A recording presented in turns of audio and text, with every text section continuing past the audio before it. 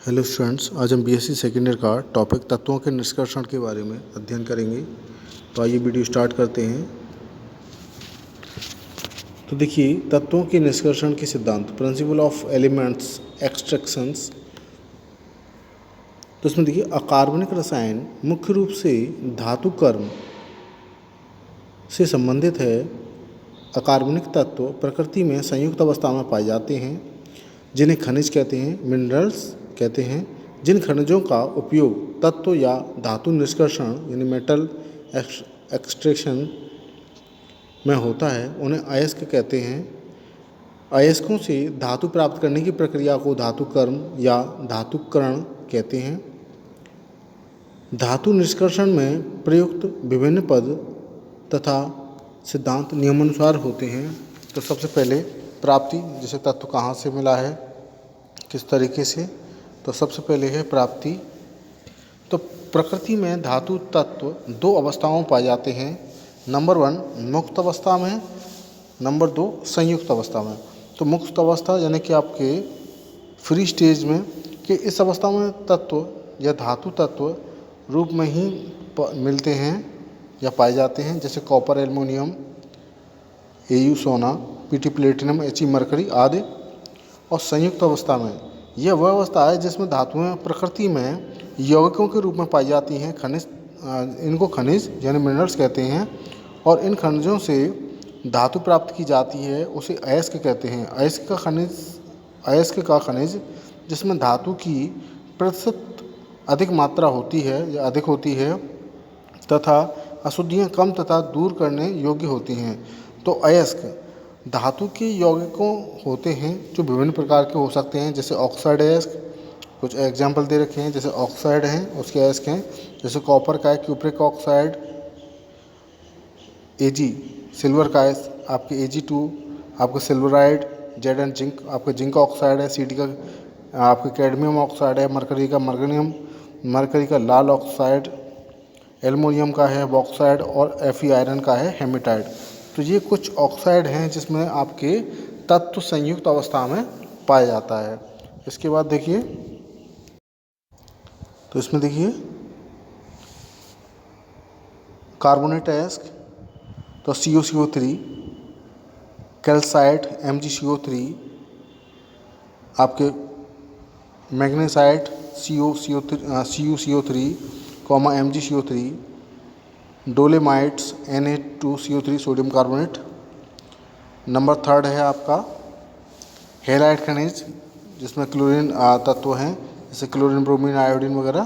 तो इसमें आपका sodium chloride NaCl, rock salt MgCl2, potassium chloride KCl, MgCl2, magnesium chloride 0.6H2A, कार्बोलाइट्स CaCl2, calcium chloride CaF2, calcium chloride, aluminium chloride आदि। इसी तरीके से आपके सल्फाइड अयस्क हैं, जिसमें सल्फराइड होता है।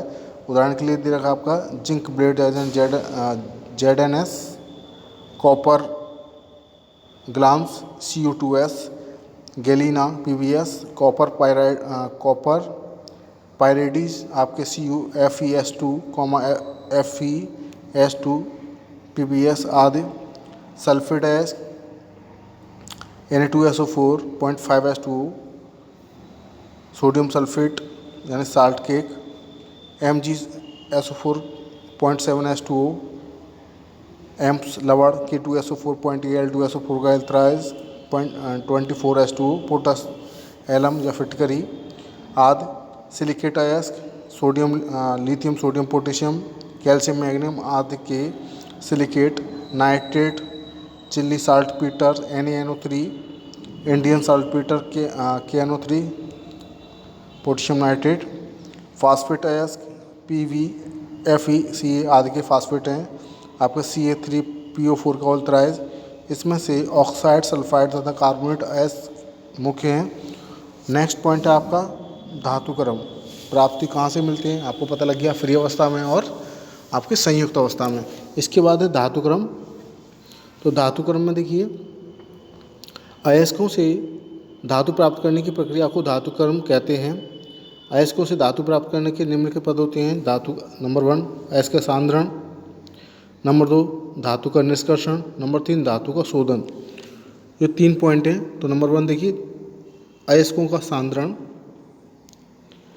अयस्क प्रकृति में प्राप्त होते हैं जिन्हें रेत या सेंट आदि की अशुद्धियाँ मिली रहती हैं, जिन्हें हम गैंग कहते हैं। जो अशुद्धियाँ पाई जाती हैं उन्हें हम गैंग कहते हैं।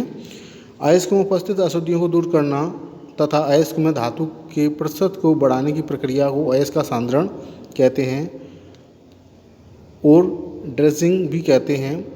अयस्क के सांद्रण की विधियाँ अयस्क के गुणों तथा उनमें उपस्थित अशुद्धियों पर निर्भर करती है। अयस्क के सांद्रण की प्रमुख विधियाँ हैं जो निम्नलिखित हैं। देखिए जिसमें नंबर 1 है गुरुत्वीय पृथक्करण विधि। आपने पढ़ रखी है, ये विधि पुरानी है। गुरुत्वीय पृथक्करण विधि या घनत्व पृथक्करण विधि। तो इस विधि में देखिए, इस विधि में अयस्क को बारीक पीसकर उसके ढेर पर पानी की तीव्रता धारा प्रवाहित की जाती है, जिससे बालू आदि की हल्की अशुद्धियाँ पानी की धारा के साथ बह जाती हैं और भारी अयस्क शेष रह जाता है। गुरुत्वीय पृथक्करण विधि में आपके बिलफ्ले टेबल विधि या हाइड्रोलिक पृथक्करण विधि का प्रयोग किया जाता है। नेक्स्ट है आपके चुंबकीय पृथक्करण विधि, मैग्नेटिक स्पिरेशन मेथड्स। तो इस विधि का प्रयोग तब किया जाता है जब अयस्क और अशुद्धियों में से एक चुंबकीय गुण पाया जाता है, जैसे टिन स्टोन हेमेटाइड अयस्क का सांद्रण चुंबकीय पृथक्करण विधि से किया जाता है। देखिए इस विधि में आपके चुंबकीय पृथक्करण विधि का डायग्राम दे रखा है, जिसमें देखिए अयस्क पिसा हुआ अयस्क यहाँ से आपके ऊपर से डालते हैं और आपके मैग्नेटिक यानी कि चुंबकीय उसमें चुंबक लगा रहता है और बेल्ट से एक पदार्थ जो चुंबकीय पदार्थ है वो आगे गिरता है और चुंबकीय पदार्थ यहाँ इकट्ठा हो जाता है। तो इस विधि को हम चुंबकीय पृथक्करण विधि कहते हैं। तो देखिए इस विधि में चूर्णित अयस्क को चुंबकीय ध्रुवों पर घूमती हुई पट्टी या बेल्ट पर डाला जाता है। जो चुंबकीय अयस्क मैग्नेटिक और पर एक स्थान पर एकत्र हो जाते हैं और अचुंबकीय पदार्थ दूसरे स्थान पर एकत्र हो जाता है। इस प्रकार चुंबकीय अयस्क से अशुद्धि दूर हो जाती है। चुंबकीय पृथक्करण का उपकरण आपके मैंने बताया, आपको चित्र दे रखा है। इसके बाद है फैन विधि या झाग विधि। झाग या फैन विधि से सल्फाइड अयस्कों का सांद्रण किया जाता है, जैसे copper pyrites, Galina, zinc blende आदि। इस विधि पर या इस विधि इस बात पर भी आधारित है कि सल्फाइड अयस्क शीघ्रता से जल में तथा पाइन तेल से बने फैन पर चिपक जाते हैं और इनका हल्का होने के कारण द्रव की सतह पर आ जाते हैं और रेत आदि भी भारी अशुद्धियाँ टैंक के तली में नीचे बैठ जाती हैं। डायग्राम दे रखा है आपके। फैन विधि में एक पानी का टैंक होता है जिसमें जल तथा तेल जैसे पाइन ऑयल का मिश्रण भर दिया जाता है। पाइन ऑयल जल के साथ फैन उत्पन्न करता है, अर्थात आपके इमल्सन बनाता है। टैंक के केंद्र पर वायु प्रवाहित करने के लिए पाइप होता है, जिससे सिरे पर वायु निकलने के छिद्र होते हैं, जिससे जल और रेत का मिश्रण स्वतः ही आपके उत्तोलित हो जाता है। तो देखिए आपके डायग्राम में देखिए, ये आपके हवा वायु के लिए आपके पाइप है जो इन छिद्रों के माध्यम से निकलता है। जो तेल और पानी का मिश्रण है, जो सल्फाइड के जो अयस्क हैं वो इन झागों के ऊपर एकत्रित हो जाते हैं और वहाँ से उनको इकट्ठा करके निकाल लिया जाता है। देखिए इसके बाद सल्फाइड अयस्क ZnS, PbS या CuFeS2 का चूर्ण बनाकर तेल और पानी के मिश्रण से भरे टैंक में डालकर तेज वायु की धारा प्रवाहित की जाती है। तो तेल पानी से इमल्सन बनाता है, जिससे झाग बन जाते हैं। हल्का सल्फाइड अयस्क चूर्ण रूप में फैन से चिपककर ऊपरी सतह पर तैरने लगता है और भारी अयस्क टैंक की तली में जम जाते हैं, बैठ जाते हैं। अयस्क को छिद्रयुक्त चम्मचों से पृथक कर लेते हैं। देखिए नेक्स्ट है आपकी हाइड्रोजन सांद्रण। इस विधि में भारी धातुओं जैसे FeAu, PT यानी कि लोहा, सोना और आपके प्लेटिनम आदि के खनिजों का सांद्रण किया जाता है। मुख्य रूप से इस विधि का उपयोग स्वर्ण के खनिजों गोल्ड और इसको सांद्र करने में किया जाता है। सोने के कण भारी होते हैं। जब ढालू सतह पर स्वर्ण में बालू के ढेर पर जल की धारा प्रवाहित की जाती है तो बालू के हल्के कण धारा के साथ बह जाते हैं और भारी सोने के कण बच जाते हैं जिन्हें एकत्रित कर लिया जाता है। नंबर नेक्स्ट है आपके रासायनिक विधि से सांद्रण ने केमिकल मेथड ऑफ कॉन्सेंट्रेशन।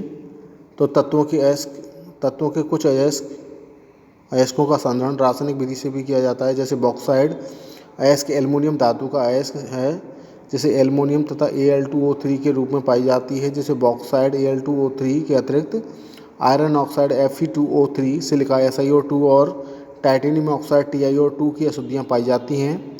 इन अशुद्धियों को दूर करने के लिए रासायनिक विधि से बॉक्साइड अयस्क का शोधन या सांद्रण किया जाता है। सांद्रण की विधि अयस्क की उपस्थित अशुद्धियों पर निर्भर करती है। बॉक्साइड का सांद्रण या शोधन करने की 3 रासायनिक विधियां हैं, जिसमें हॉल, वेयर और सर्फिक विधियां हैं। तो इन विधियों के बारे में हम नेक्स्ट वीडियो में बताएंगे। ये टॉपिक यहीं तक हम फिनिश करते हैं।